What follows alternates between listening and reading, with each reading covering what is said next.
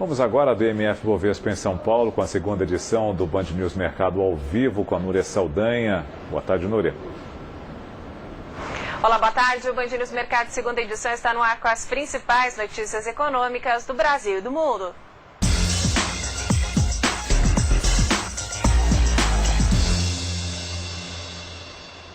O volume das vendas do comércio varejista brasileiro ficou estável em maio. Na comparação com o mês anterior, a receita nominal registrou leve alta de 0,7%. De acordo com o IBGE, na comparação com maio do ano passado, as vendas no varejo subiram 4,5%. O número veio acima da expectativa do mercado, que projetava alta de 3,30%. Das 10 atividades pesquisadas, 4 registraram avanço, com destaque para hipermercados, supermercados, produtos alimentícios, bebidas e fumo. No ano, as vendas acumularam alta de 3,3% e em 12 meses cresceram 6,1%. E um levantamento da Serasa Experian aponta que os recentes protestos no país contribuíram para uma queda de 1,6% no desempenho do comércio em junho. Confira o que diz o presidente da Associação Comercial de São Paulo, Rogério Amato. Nos locais onde você teve a manifestação, em alguns casos foram muito graves, né? Eu não estou nem falando de depredação, porque aí o sujeito, quando depreda uma loja, ele não está acabando com um negócio, ele está acabando com uma família, né? E o importante agora é o seguinte: todo mundo tem conta para pagar. Esse pequeno tem conta para pagar. Aquele faturamento que ele não teve, que esperava ter. Porque uma coisa é você dizer, eu sei que o mês que vem as vendas caem normalmente, então você se prepara para isso. Você tem ali, né, um histórico. Claro, você tem um histórico, etc. E outra coisa é você ter uma expectativa e ela é momentaneamente frustrada. Então, você imagina, por exemplo, uma fábrica que trabalha no just in time, que ela recebe aquele fluxo de mercadorias no tempo certo para poder montar a sua produção. Uma falha que aconteça ali, você parou a produção, né? Então, todas essas coisas juntas, é muito difícil você avaliar o quanto uma paralisação como essas últimas que têm acontecido podem afetar. Nós não estamos falando aqui daquelas manifestações necessárias, importantes, que aconteceram no início, na segunda quinzena do mês passado, que mostrou toda essa insatisfação que existem com todos nós, por uma série de razões já amplamente descritas aí na sociedade. Mas o que não está nos preocupando no momento é essa perspectiva de desconfiança do consumidor. Você tem uma retração ainda maior do que aquela que está acontecendo já naturalmente. O índice de preços ao consumidor da FIPE, que mede a inflação na cidade de São Paulo, acelerou para 0,16% na primeira quadricemana de julho, de 0,13% no período anterior.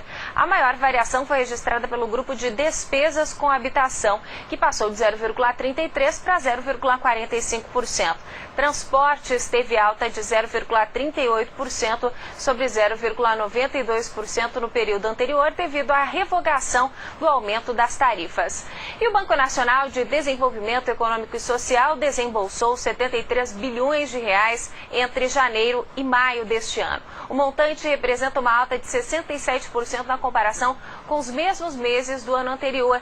Entre os diferentes setores financiados, o maior crescimento relativo foi observado na indústria, com expansão de 123% para 25,8 bilhões de reais no período.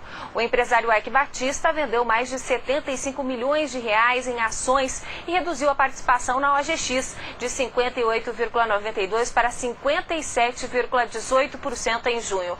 Hoje, a petroleira anunciou a saída dos 2 últimos conselheiros independentes, Samir Zarik e também Luiz Amaral de França Pereira. Em comunicado, a empresa informa que tomará as providências necessárias para recompor o número mínimo de membros de seu conselho de administração o mais breve possível, em atenção às determinações da lei.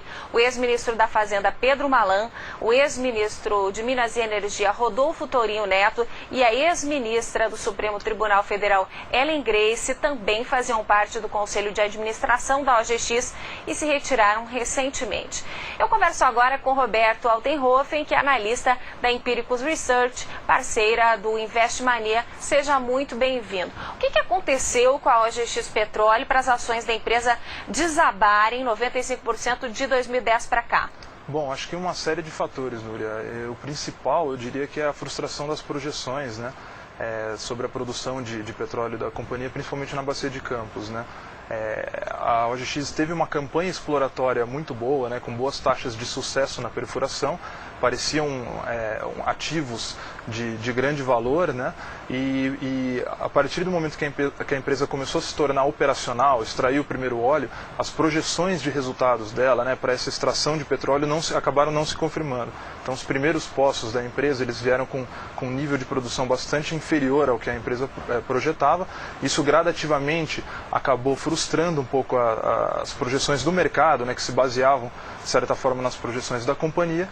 E acabou gradativamente também estrangulando a estrutura de capital da empresa, né? A OGX é uma empresa que tem um vasto portfólio de ativos, então ela precisa de bastante dinheiro, né, para investir, né, para destravar e desenvolver esse portfólio, né, para novas perfurações. E a partir do momento que ela não conseguia gerar as receitas esperadas, ela começou a ter problemas para investir nos próximos poços. Agora, é normal conselheiros do conselho de administração de uma empresa abandonarem o barco assim no meio de uma turbulência, no meio de um momento em que a companhia passa por uma situação tão difícil? Bom, não é normal, né? A sinalização para o mercado é extremamente desfavorável, né? Principalmente no momento que a empresa precisa se capitalizar. Ela está com um problema, acho que bastante claro, de liquidez e de capacidade de investimento. E a OGX tem na manga o que o mercado chama de uma put, né? A possibilidade de se capitalizar em 1 bilhão contra o controlador, contra o grupo do Eike Batista, né? Que ela poderia exercer com amarrada, né, essa capitalização amarrada a um valor por ação de R$ 6,3 por ação.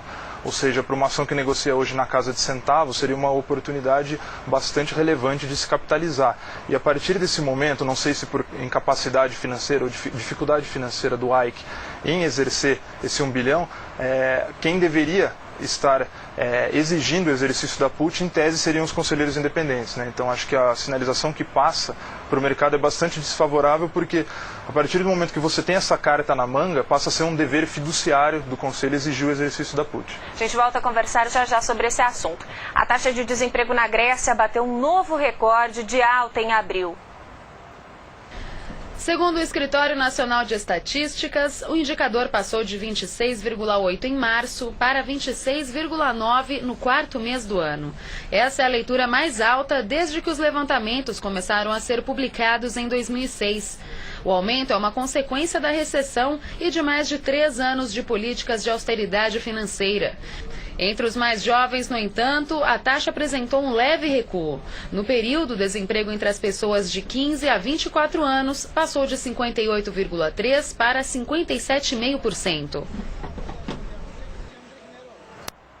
As principais bolsas da Europa encerraram a sessão em alta hoje, beneficiadas pelo discurso de Ben Bernanke, o presidente do Banco Central americano, ontem após o fechamento de negócios, dizendo que a política acomodatícia de juros baixos e de estímulo à economia deve permanecer por algum tempo. A alta mais forte foi registrada em Frankfurt. O índice DAX subiu 1,14%. E os novos pedidos de seguro-desemprego nos Estados Unidos subiram em 16 mil na semana passada. Foram 360 mil solicitações. Os dados podem variar em julho, porque é o período em que as montadoras fecham temporariamente as fábricas para se preparar para novos modelos e que também muitas escolas fecham as portas. As bolsas norte-americanas encerram a sessão de hoje com alta mais forte do Nasdaq, 1,95%. Eu volto a conversar aqui no Band News Mercado com o Roberto Altenhofen, analista da Empiricus Research. Como fica o acionista da OGX Petróleo que acreditou em projeções que agora não vão ser mais cumpridas? Bom, isso obviamente depende de uma série de fatores, né? Acho que as duas principais seriam a tolerância desse acionista a risco, né? E a restrição orçamentária dele e o preço de entrada, né? Tem aquele acionista que entrou na casa de R$20 e tem um acionista que pode ter entrado nos centavos. Eu acho que segue uma tese de investimento, né, uma alternativa de ação extremamente arriscada. A gente tem baixíssima visibilidade quanto à possibilidade da companhia se capitalizar nesses termos, e as ações elas tendem a continuar girando em bolsa ao sabor do fluxo de notícias que por hora é relacionado a rumores de potenciais movimentos societários. Agora, que papel tem a CVM, a Comissão de Valores Mobiliários, numa situação como essa? Porque exige vários relatórios das empresas e esses relatórios, a partir do momento momento que não são cumpridos? Bom, a CVM já deu a sinalização que ela está de olho na questão, ela já abriu investigação, principalmente com relação a essa questão da capitalização a partir do exercício da put do AIC, né? E acho que tem uma série de outras questões que tendem a ser abordadas, né, pela autarquia, que seria, no caso, uma eventual falha de comunicação da empresa, né? Ela explorou bastante comunicados ao mercado e fatos relevantes no começo, né? Desde que ela era pré-operacional, né? No que diz respeito à projeção de produção nos campos, e também em que momento que essa frustração se materializou, né?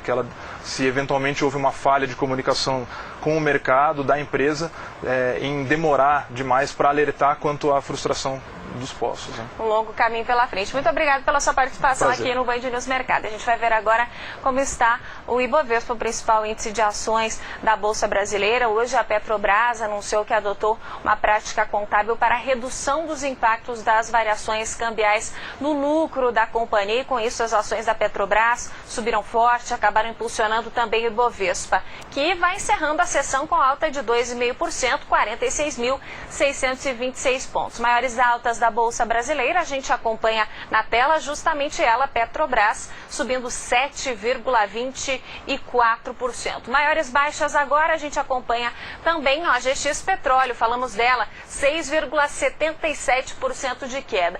E por último, no mercado de câmbio, o dólar futuro com vencimento no mês de agosto, em queda de 0,54%, valendo R$ 2,27 no ajuste. Esta segunda edição do Band News Mercado fica por aqui, a gente volta amanhã às 9h45 da manhã com as principais notícias econômicas do Brasil e do mundo.